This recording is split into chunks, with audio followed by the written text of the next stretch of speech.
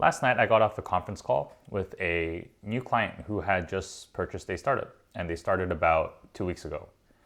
And in the whole process, they were looking to change up their logo and in order to attract a more modern audience, because currently their patient pool was around the 50s and 70s, or 50s, 60s, and 70s. So in this process of creating a logo, they were torn between two designs. One was more of a holistic, natural look, and the other was more of a luxurious, high price point, fancy logo. Both were good and both could work, and the question was, which one do we choose? And this is the importance of understanding who you seek to serve. Who is it that you seek to attract?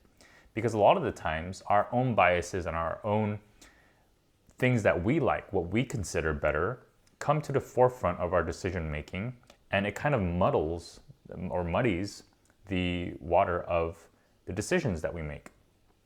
And not to say it's bad or it's because of bad intentions, it's simply because we want the best for the people we seek to serve, and therefore our ideas of what's better come to the forefront. But that is kind of the issue here. Because what we like, what we care about, what we know, and what we want isn't necessarily what they care about, know, want, etc., and etc. So the question I asked them was, if you could imagine 20 years later, you see your practice filled with your ideal type of patient, which logo would resonate with them more?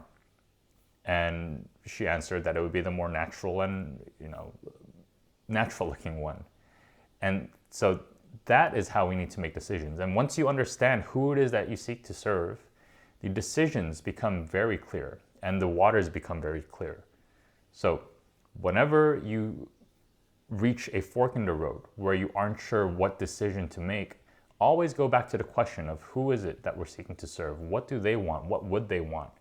And of course, you can't go in someone's shoes. You will never know what it's like to be them. You will never know what it's like to live even a day in their shoes.